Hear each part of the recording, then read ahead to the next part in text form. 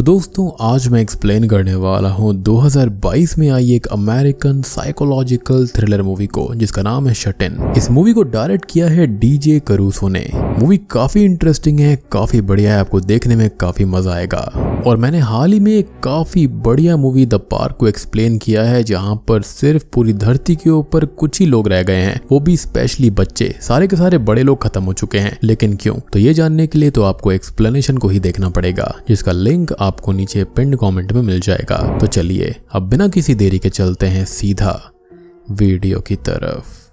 Movie की शुरुआत में हम जेसिका को देखते हैं जो कि एक सिंगल मदर है और वो एक सुनसान इलाके में अपने दो छोटे बच्चों लेनी और मेसन के साथ एक टूटे फूटे घर में रहती है। ये घर असल में जेसिका के फादर का है और पहले उसके फादर ही बच्चों का ख्याल भी रखा करते थे, क्योंकि पास्ट में जेसिका एक ड्रग एडिक्ट हुआ करती थी। लेकिन अपने फादर के गुजरने के बाद से जेसिका ने ड्रग्स लेना छोड़ दिया और फिर अपने फादर के एप्पल बटर के बिजनेस को संभालने लगी। अब हालांकि यहाँ पर मुझे इतना डिटेल में नहीं जाना चाहिए, लेकिन मेरा कुकिंग वगैरह में इंटरेस्ट है। तो एप्पल बटर क्या होता है? तो जब एप्पल्स को साइडर यानी कि एप्पल साइडर विनेगर या फिर पानी के साथ में बहुत लंबे समय तक पकाया जाता है तो वो बहुत ही ज्यादा मशी और बहुत ही ज्यादा कॉन्सेंट्रेट फॉर्म में आ जाता है, जहाँ पर जो उसके अंदर की शुगर होती है ना वो यहाँ पर कैरामलाइज हो जाती है, जिससे कि यहाँ पर एप्पल बटर बन जाता है। इसके साथ में आप नटमैग, स्पाइसेस और बहुत सारी चीजें ऐड कर सकते हो जो कि काफी खाने में मजेदार होता है। अब सब कुछ ठीक चल रहा था, लेकिन इस साल जेसिका के गार्डन में सारे एप्पल्स खराब निकल गए थे, जिस वजह से उसे एप्पल बटर का बिजनेस बंद करना पड़ गया। इसलिए अब जेसिका अपने फादर का ये घर छोड़कर शहर में शिफ्ट होने की तैयारी करने लगती है, क्योंकि उसे उम्मीद थी कि वो शहर में जॉब करके अपने बच्चों को एक अच्छा भविष्य दे पाएगी। जेसिका अब अपना सामान पैक करती है और इस दौरान वो खाने पीने का सारा सामान लेकर अपनी कार में रख देती है। और उसी बीच हम दर्शक देखते हैं कि उसके बेडरूम के बाथरूम से पानी लीक कर रहा था और उसके घर के स्टोर रूम का दरवाजा भी खराब था, जिस वजह से वो अपने आप ही लॉक हो जाया करता था, जिसको सिर्फ बाहर से ही खोला जा सकता था।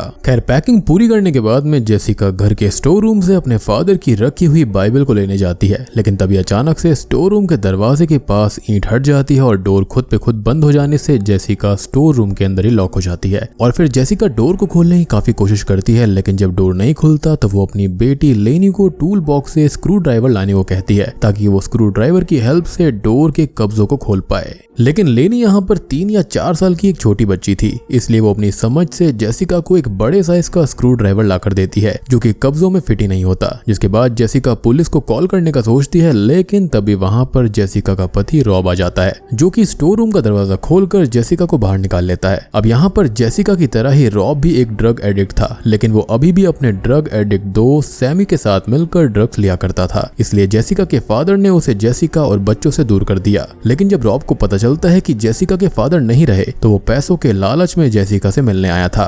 अब रॉब के साथ उसका दोस्त सैमी भी आया हुआ था, जिसको देखकर जेसिका रॉब से कहती है कि तुम सैमी जैसे चाइल्ड अब्यूजर को यहाँ क्यों लाए हो, और अभी तुम दोनों नशे में हो, इसलिए तुम दोनों को यहाँ से चले जाना चाहिए। लेकिन जेसिका की ये सारी बातें सैमी सुन लेता है और गुस्से में आकर रॉब को भड़काने लगता है कि तुम्हारी वाइफ को नई जॉब का घमंड हो गया है और वो तुम्हें तुम्हारे बच्चों से दूर कर रही है, वगैरह वगैरह बोलने लगता है, जिसको सुनकर रॉब को भी गुस्सा आ जाता है और फिर दोनों नशेड़ी साथ मिलकर जेसिका को वापस से स्टोर रूम के अंदर ही लॉक कर देते हैं। अब जेसिका तुरंत ही स्टोर रूम के अंदर से ही चिल्लाते हुए लेनी से बोलती है कि वो अपने छोटे भाई मेसन के साथ ऊपर बेडरूम में जाकर छुप जाए और बेडरूम को अंदर से लॉक कर ले। जेसिका की बात सुनकर लेनी खुद को और मेसन को ऊपर के बेडरूम में लॉक कर लेती है और इस तरह से जेसिका अपने दोनों बच्चों को सैमी जैसे चाइल्ड मोलेस्टर से बचा लेती है। जिसके बाद जेसिका दरवाजे पर अपने हाथ पीटते हुए रॉब से कहती है कि वो उसको बाहर निकाले, लेकिन तभी बाहर खड़ा हुआ रॉब और सैमी दरवाजे पर कील ठोक देते हैं, जो कि जेसिका के हाथ में भी चुभ जाती है और उसके हाथ से खून निकलने लगता है। वो खूब रोती है, चिल्लाती है, लेकिन रॉब बोलता है कि जब उसका दिमाग शांत होगा तब वो वापस आकर उसको बाहर निकालेगा। और इसके बाद में रॉब जेसिका के लिए डोर के नीचे के साइड से ड्रग्स का एक छोटा पैकेट फेंक कर चला जाता है, ताकि वो भी ड्रग्स को कंज्यूम कर ले।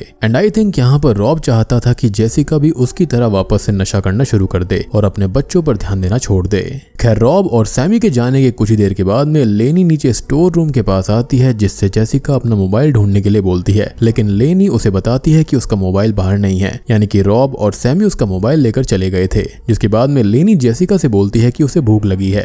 अब घर के अंदर खाने को तो कुछ था नहीं, क्योंकि जेसिका ने पहले ही खाने का सारा सामान पैक करके गाड़ी में रख दिया था। इसलिए वो स्टोर रूम में खाने का सामान ढूंढने लगती है, जहाँ पर उसे खुद का बनाया हुआ एप्पल बटर मिलता है, जिसको खाकर लेनी, मेसन और जेसिका तीनों अपना काम चलाते हैं। अब छोटी सी लेनी को काफी ज्यादा प्रॉब्लम फेस करनी पड़ रही थी, क्योंकि मेसन काफी छोटा था, इसलिए उसे खिलाना, उसकी पॉटी को साफ करना और फिर उसको सुलाना, ये सब उसको नहीं आता था। लेकिन उसके पास ये सब करने के अलावा कोई भी ऑप्शन नहीं होता, यानी कि जो समय होता है ना, वो सब कुछ सिखा देता है। अब जेसिका लेनी की तकलीफ को देखते हुए वुडन फ्लोर तोड़कर बाहर निकलने का सोचती है, और इसलिए वो स्क्रू ड्राइवर की हेल्प से फ्लोर को ही तोड़ने लगती है। लेकिन तभी लेनी आकर बताती है कि सैमी घर के अंदर वापस आ रहा है, जिसके बाद जेसिका उसे वापस से बेडरूम में जाकर डोर लॉक करने का बोल देती है। मीनवाइल सैमी स्टोर रूम के बाहर आकर जेसिका से बोलता है कि रॉब का उस पर कर्ज है, इसलिए वो कर्ज वसूलने के लिए लेनी को यूज करेगा। अब ये सुनकर जेसिका को बहुत गुस्सा आ जाता है और वो तुरंत अपना दिमाग चलाकर बोलती है कि मेरे पास रॉब का दिया हुआ हाई क्वालिटी का ड्रग है, जिसको तुम ले लो और इसके बदले में मेरी बच्ची से दूर रहो। अब क्योंकि सैमी बहुत बड़ा ड्रग एडिक्ट होता है, इसलिए वो जेसिका के साथ डील डन कर लेता है। और फिर वो जैसे ही ड्रग्स लेने के लिए डोर के नीचे से अपना हाथ अंदर करता है, तो जेसिका उसके हाथ में उसी स्क्रू ड्राइवर से स्टैब कर देती है, जिसके बाद सैमी खूब चिल्लाता है। लेकिन इसका कोई फायदा नहीं होता, क्योंकि अब वो भी जेसिका की तरह एक ही जगह पर फंस चुका था।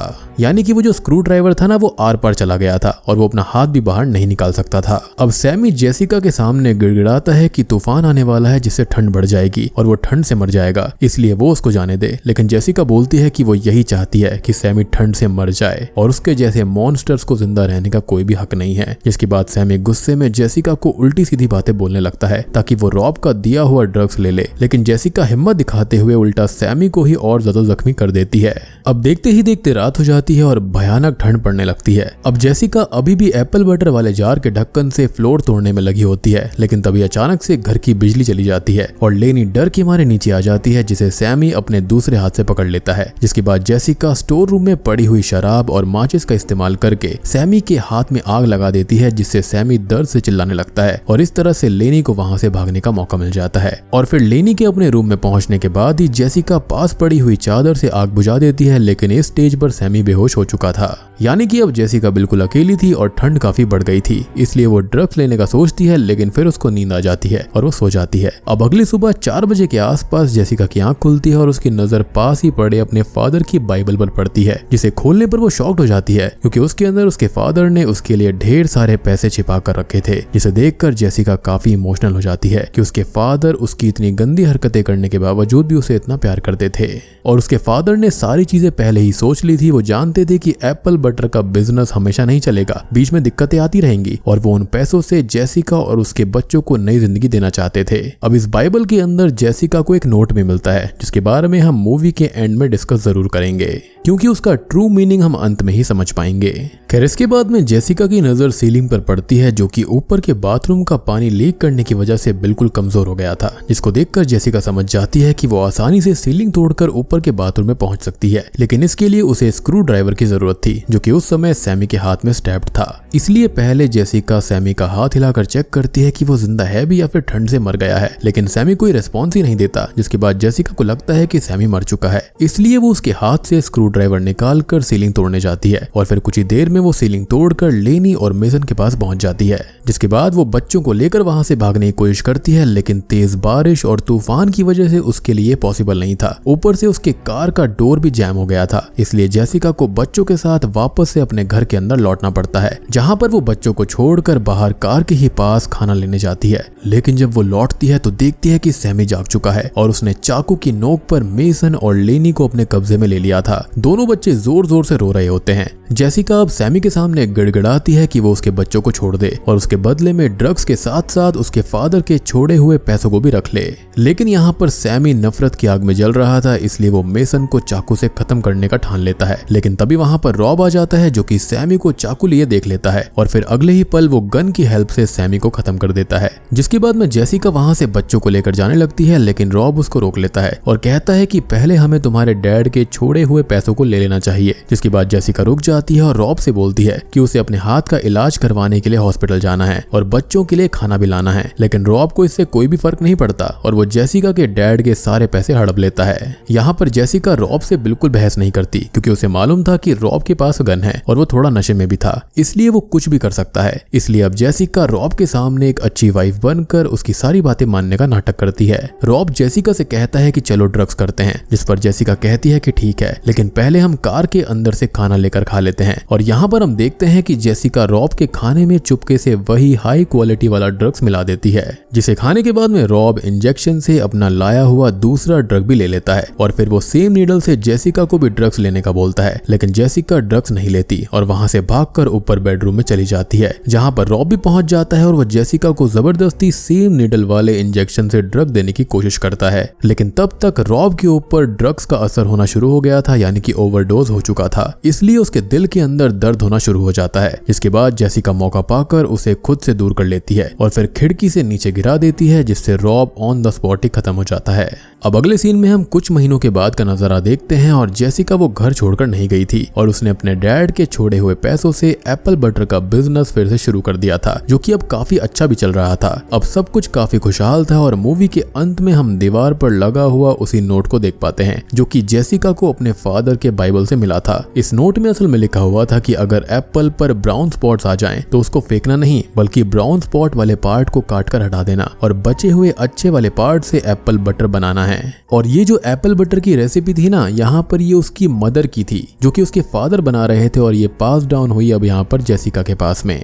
और इस नोट की मदद से जेसिका को आधे खराब हुए एप्पल से भी एप्पल बटर बनाने का एक बेहतरीन तरीका मिल चुका था और साथ ही साथ उसको ये भी समझ में आ गया था कि उसके फादर ने उसके अंदर क्या देखा था। जेसिका यहाँ पर उसी आधे खराब एप्पल की तरह थी और उसके फादर ने उसके अंदर सिर्फ अच्छे पार्ट को देखा। और आप रिजल्ट देख सकते हो कि यहाँ पर जेसिका कितनी अच्छी तरीके से उभर कर आई है। और ये जिंदगी की चीजों को भी सिखाता है कि हमेशा हमें पॉजिटिव साइड चीजों को देखना चाहिए। और बूम, इसी के साथ में शर्टेन मूवी यहीं पर खत्म हो जाती है। तो दोस्तों, ये थी शर्टेन मूवी की कहानी। उम्मीद करता हूँ कि आपको ये साइकोलॉजिकल थ्रिलर मूवी पसंद आई होगी। इस मूवी का कॉन्सेप्ट काफी सिंपल था, लेकिन यहाँ पर काफी डीप मैसेज भी था। एक सिंगल मदर जो कि पहले एक ड्रग एडिक्ट हुआ करती थी, वो अपने बच्चों को बचाने के लिए किसी भी हद तक चली जाती है, खुद ड्रग नहीं लेती जबकि वो खुद एडिक्ट हुआ करती थी। इसी दौरान बीच में ऐसे कई मौके आते हैं जहाँ पर जेसिका की हिम्मत टूटने लगती है और सबको लगता है कि वो वापस से ड्रग्स ले लेगी, लेकिन जेसिका अपने बच्चों को याद करके ड्रग्स को नहीं लेती और फिर अंत में सैमी और रॉब जैसे राक्षसों को खत्म करके अपनी एक नई जिंदगी की वो शुरुआत करती है। अब मुझे नहीं पता कि यहाँ पर पुलिस वगैरह क्यों नहीं आई, या फिर उसने यहाँ पर इन दोनों की लाशों को क्या किया, उनको दफना दिया या फिर क्या किया, कुछ नहीं पता। हो सकता है दफना ही दिया होगा। और सबसे बड़ी हिम्मत की बात है उसके बच्चों की, स्पेशली लेनी की, जिसने अपने छोटे भाई को संभाला जबकि वो खुद 4 साल की थी। तो दोस्तों, इसी के साथ आज की ये वीडियो खत्म होती है। उम्मीद करता हूँ कि आपको पसंद आई होगी और मेरी जुबानी आपको ये मूवी की एक्सप्लेनेशन कैसी लगी कमेंट में जरूर बताना। वीडियो पसंद आई हो तो लाइक कर देना, चैनल के ऊपर नए हैं तो सब्सक्राइब कर लीजिए ऐसे ही कंटेंट के लिए। तो मैं आप सबको मिलता हूँ अगली वीडियो के साथ में, तब तक के लिए।